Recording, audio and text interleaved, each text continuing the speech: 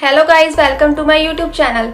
मेरा नाम है प्रिया और मैं लेकर आई हूँ सोनीपत की हॉरर स्टोरी का पार्ट 2।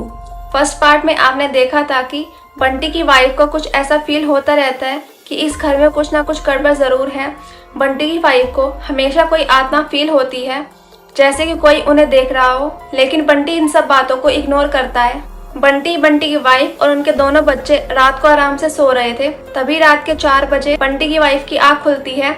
उसे ऐसा फील होता है कि उनके कॉरिडोर में कोई घूम रहा है।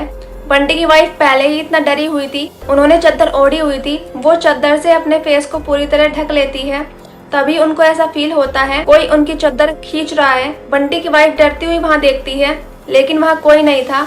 इतनी ही देर में बंटी की वाइफ को बाहर से किसी के नॉक करने की आवाज आती है। बंटी की वाइफ उठकर देखती है तो विंडो पर कोई नॉक कर रहा था। वो उस खिड़की को खोलने चाह ही रही थी। उसे याद आता है वो तो फर्स्ट फ्लोर पर रहते हैं, बाहर से कोई खिड़की नॉक करे ऐसा तो पॉसिबल ही नहीं है। वो वहीं पर रुक जाती है। तभी उनको सुनाई देता है खिड़की के दूसरी तरफ किसी के घुर्राने की आवाज आती है। वो कमरे में भागकर जाती है, बंटी को जगाने की कोशिश करती है। बंटी जब उठता है तो बोलता है कि ये सब तुम्हारा वहम है, तुम मेरी नींद खराब मत करो, मुझे सुबह उठकर जॉब करने भी जाना है। अगर तुम्हें कुछ भी सुनाई दे रहा है तो तुम उसे इग्नोर करो और सो जाओ। अब वो भी अकेली क्या करती, वो फिर से अपने बेड पर आकर लेट जाती है और मन में भगवान का नाम लेने लगती है। और कब उसे नींद आ जाती है उसे पता ही नहीं चलता है।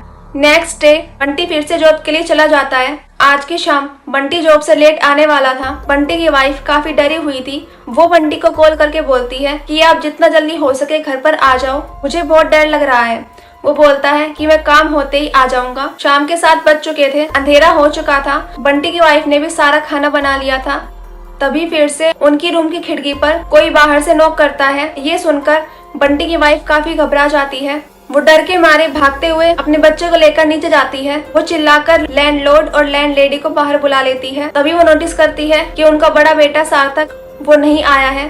तभी ऊपर से सार्थक के रोने की आवाज आती है। बंटी की वाइफ ऊपर जाती है। सार्थक रोते हुए बोलता है, मम्मी वो भाऊ फिर से आया था और वो मुझे अपने साथ ले जाएगा। वो सार्थक का हाथ पकड़कर उसे भी नीचे लाती है और गुस्सा करते हुए लैंडलॉर्ड से पूछती है, आप बताओ इस घर में क्या गड़बड़ है। लैंडलॉर्ड और लैंडलेडी दोनों ही काफी बुजुर्ग थे। वो कांपते हुए बोलते हैं कि इस घर में कोई गड़बड़ नहीं है, आपके बेटे ने किसी बिल्ली को देख लिया होगा। बंटी की वाइफ ऊपर जाती है उनके रूम को लॉक करने के लिए और उन्हें नजर आता है कि उस लॉक कमरे में कोई परछाई अंदर गई है।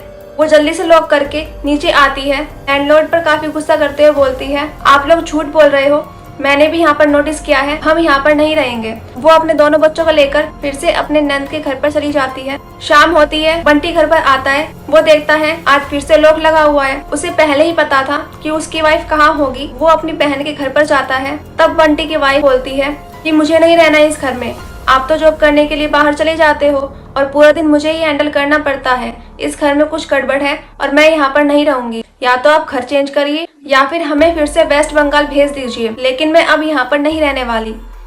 बंटी बोलता है कि शांत रहो, हम घर चेंज कर लेंगे, लेकिन हमने एडवांस में पैसे दे दिए हैं, कम से कम 1 महीना तो इस घर में रहो।